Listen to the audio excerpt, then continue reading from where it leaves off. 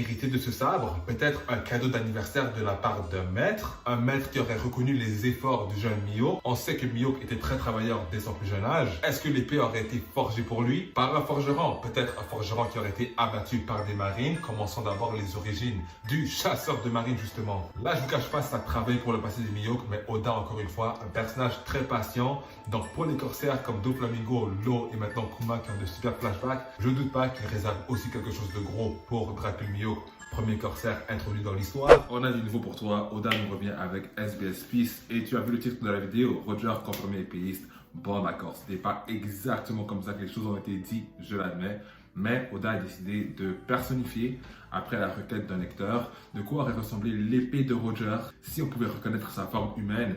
Et grande surprise, on voit le design de Ace. Et qu'est-ce qu'il y a dans la bulle? On voit Kamusari. Donc c'est confirmé pour tous ceux qui disaient que le Kamusari pouvait se faire avec des mains ou avec une babouche. Non, le Kamusari est une technique à l'épée, c'est confirmé. D'accord? On voit le dessin de Ace, l'épée de Roger, qui littéralement dit Kamusari.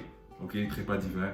Et les Orleans, c'est un fait, acceptez-le, Roger est un épiste confirmé. Est-ce qu'il est plus à savoir? Mais ce qui est encore plus intéressant pour moi en fait dans ce SBS, c'est justement ce que Oda va dire sur le personnage de Mihawk. Donc en fait, j'avais théorisé dans le passé que Mihawk avait subi une grande trahison, ce qui avait motivé en fait son désir de vouloir chasser les marines, parce que plusieurs personnes me disaient que non, Mihawk était juste une question de vouloir devenir de plus en plus fort et il y avait des épices chez les marines. Mais selon moi, j'étais convaincu que c'était vraiment à cause d'une trahison. En analysant la pierre tombale qu'il y avait sur son île, je me suis dit que c'était forcément lié à quelque chose de plus important. Et là, ce qu'Oda a fait, c'était pas comme Kid ou Zoro, parce qu'il a juste balancé toute la backstory de Mihawk, mais il a un peu teasé en fait ce qu'il y a à savoir sur Mihawk. Et tu peux voir qu'il a vraiment, tu vois, il est vraiment excité d'en parler. C'est probablement un personnage qu'il garde dans l'ombre depuis très très longtemps, mais il s'est retenu à la fin, il commence à parler un peu plus, tu vois, aléatoirement. Mais ce que j'ai retenu en fait, c'est que Mihawk, c'est un personnage qui commence à se fatiguer de la vie. Encore une fois, seul au sommet, ça rappelle un peu Aizen, un personnage qui se sent seul et qui vraiment, tu vois, se fait complètement chier. Une autre raison encore pourquoi je pense que Mihawk, c'est vraiment pas un personnage qui donne l'heure à Vista, parce que justement, s'il se fait chier, s'il est fatigué de la vie, c'est parce qu'il y a personne qui arrive à le, tu vois, à l'émoustiller, je sais pas quel terme utiliser. Il y a personne qui arrive à le faire vibrer comme le faisait Shanks à l'époque. Et le Shanks du présent, en fait, si Mihawk arrive à le battre, ce que je pense probablement arriverait si ça, tu vois, si ça se tape entre les deux, il n'y a aucun honneur à battre un épéiste manchot, même si le combat serait très très très proche. Comme je l'ai dit dans ma vidéo, les petits capitaux des corsaires, Mihawk représente la fierté. Et donc, encore une fois, la fierté, l'orgueil. Encore une fois, aucun honneur à battre un épéiste manchot. Et donc, même si Shanks serait probablement un adversaire plus fort que le Zoro actuel en ce moment même, Mihawk refusera toujours de l'affronter parce que personne ne veut être l'épéiste qui a battu un adversaire avec un seul bras. Donc voilà, Oda va nous dire que Mihawk a subi une grande trahison vis-à-vis des marines. Moi, j'ai toute une théorie que j'avais écrite, mais que j'ai jamais vraiment travaillé sur la vidéo. Et c'est cette trahison qui va motiver en fait sa carrière de chasseur des marines. Donc encore une fois, Oda va rapporter le fait que Mihawk ne fait confiance à absolument personne, tout comme Crocodile. Encore une autre, tu vois, théorie que j'avais au sujet du passé de Mihawk, c'est que ces deux-là, en fait, c'est plus que juste deux capitaines corsaires. Ils ont quelque chose en commun. Mais pour Mihawk, Oda va aller plus loin en nous disant que ce personnage-là commence à se fatiguer de la vie. D'accord? C'est un personnage tragique, j'ose dire, si on se rappelle du conte Dracula. Dracula, c'est une histoire, c'est un conte à propos de la solitude. Mihawk qui vit tout seul dans son château, qui se fait chier justement et qui attend Roronoa-Zoro. Tu vois, Roronoa-Zoro qui va lui redonner le sourire, Roronoa-Zoro qui va vraiment lui donner une autre raison de regarder de l'avant. Alors encore une fois, c'est un personnage, il y a beaucoup trop de choses à explorer avec ce personnage pour qu'il ne soit pas intéressant.